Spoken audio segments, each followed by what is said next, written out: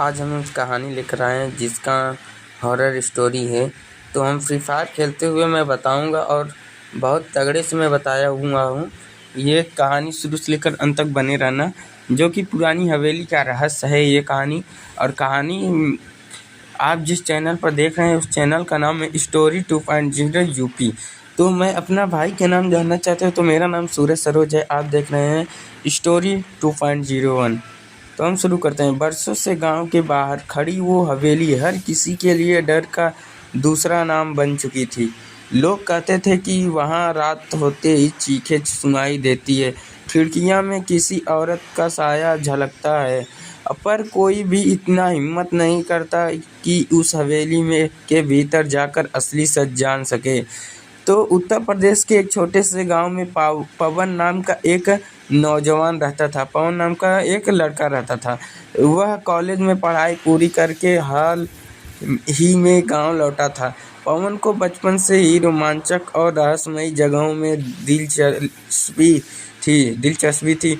जब उसने गांव के लोगों की से हवेली की इस बात सुनी तो उसने जिज्ञासा और बढ़ गई।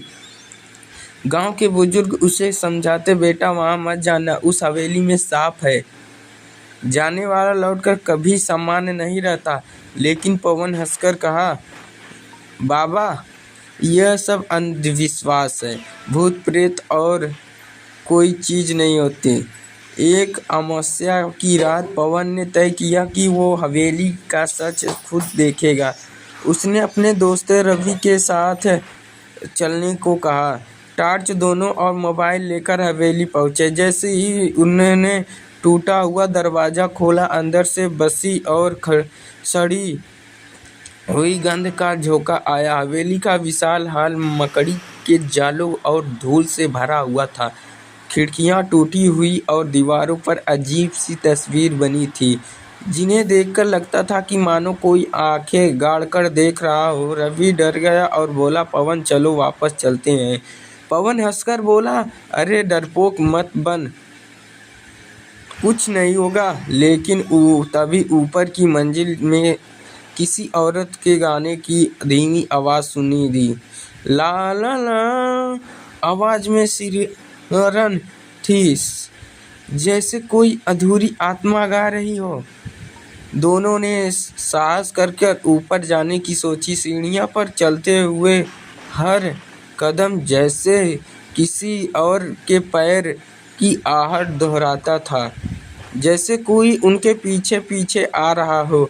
कमरे में पहुंचने ही उन्होंने देखा दीवार पर एक पुराना आईना टंगा था और उसमें किसी औरत का चेहरा दिखाई दे रहा था, लेकिन कमरे में कोई नहीं था। रवि चीख पड़ा, पवन ये देख।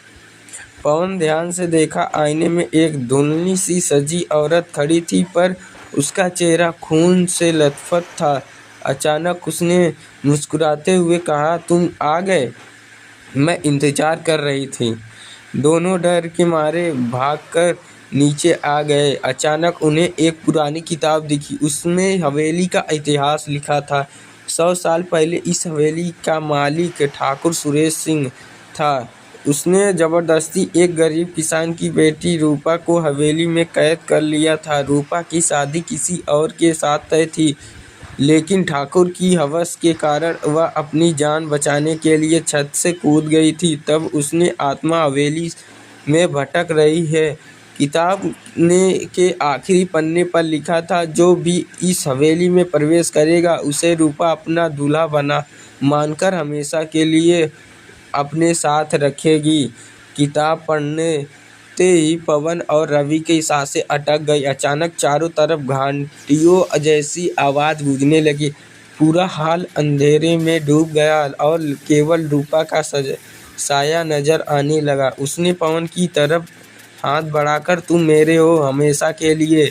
रवि ने पवन हाथ जोड़कर कहा, चीख पड़ा और दोनों बाहर की ओर भागे, लेकिन दरवाजे अपने आप बंद हो गए। दीवारों से खून रिसने लगी और छत से लटकती जंजीरें हिलने लगी। रवि धधराकर जोर से मंत्र पढ़ने लगा और उसकी दादी ने सिखाया था। अभी अचानक रूपा का चेहरा विकृत हो गया और चीखकर गायब हो गई। दरवाज़ा खुला और दोनों की किसी तरह हवेली से बाहर निकल आए। गांव लौटने पर रवि तो संभल गया, लेकिन पवन हालत अजीब होने लगी। कभी कभी वो खाली आईने में घूरता रहता और मुस्कुराने लगता था, और रात में अचानक उठकर वही गीत गाने लगा। लोगों को शक होने लगा कि रूपा की आत्मा पवन के पीछे लग गई है। आज भी गांव वाले कहते हैं, उस हवेली में कोई मत जाना। रूपा आज भी अपने दूल्हे का इंतजार कर रही है, और शायद पवन उसका अगला शिकार बन चुका था। ये कहानी आपको कैसी लगी? कहानी आपको अच्छी लगी हो चैनल को सब्सक्राइब कर देना, लाइक कर देना, शेयर कर देना, कमेंट कर देना। तो फिर से मिलेंगे ऐसे वीडियो में, और कहानी सुनने के लिए चैनल को सब्सक्राइब ज़रूर कर देना।